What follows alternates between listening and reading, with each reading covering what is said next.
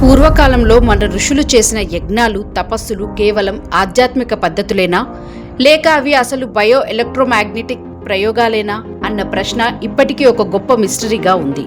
భారతీయ సాంప్రదాయంలో ఎంతో పవిత్రంగా భావించే కుషగడ్డి ఇది కేవలం ఒక మొక్క కాదు.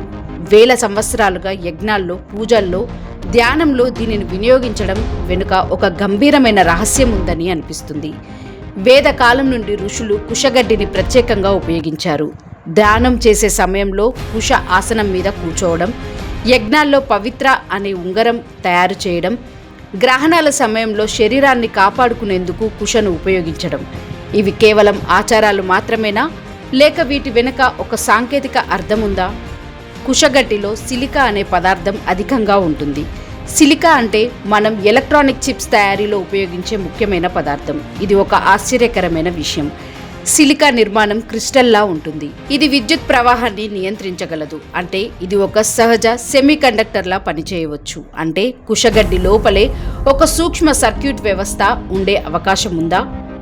కుషగడ్డి ఆకారాన్ని గమనిస్తే పొడవుగా సన్నగా ఉంటుంది. చివరికి పదునైన అంచులు ఉంటాయి.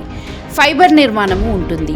ఇవి అన్నీ కలిపి చూస్తే ఇది ఒక యాంటీనాలా కనిపిస్తుంది. యాంటీనాలు ఎలా పనిచేస్తాయి?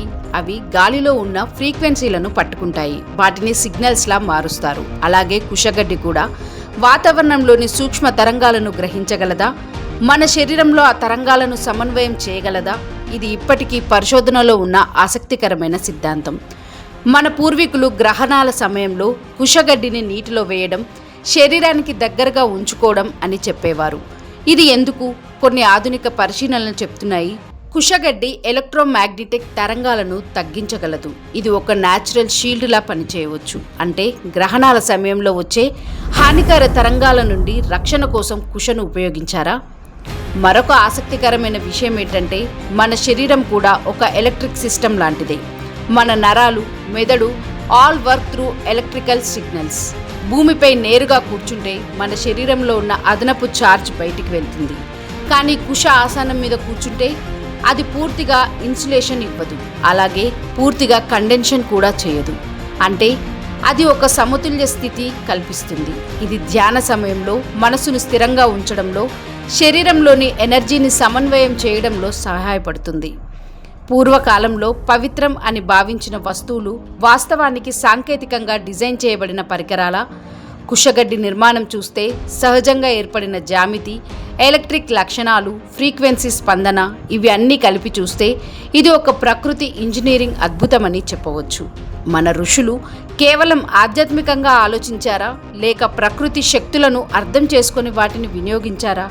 కుషగడ్డి మిస్టరీ మనకు ఒక విషయం నేర్పుతుంది. పూర్వ సాంప్రదాయాల్లో దాగి ఉన్న జ్ఞానం ఇంకా పూర్తిగా అర్థం కాలేదు. శాస్త్రం ఇంకా ఆ దిశగా ప్రయాణం చేస్తుంది. ఇప్పటికీ శాస్త్రీయ ప్రపంచం పూర్తిగా నిర్ధారించలేదు. కానీ ఈ రహస్యం మీలో ఒక ప్రశ్నను మిగులుస్తుంది. ప్రకృతిలోని ప్రతి పవిత్రం వెనుక ఒక సైన్స్ ఉందా అని. ఇలాంటి మరిన్ని మిస్టరీలు తెలుసుకోవాలంటే మా ఎన్ఓఎఫ్ మిస్టరీ ఛానల్ని ఫాలో అవ్వండి. లేటెస్ట్ న్యూస్ అప్డేట్స్ కోసం డిస్క్రిప్షన్లో ఉన్న న్యూస్ ఆన్ ఫేస్ వాట్సాప్ ఛానల్ని ఫాలో అవ్వండి.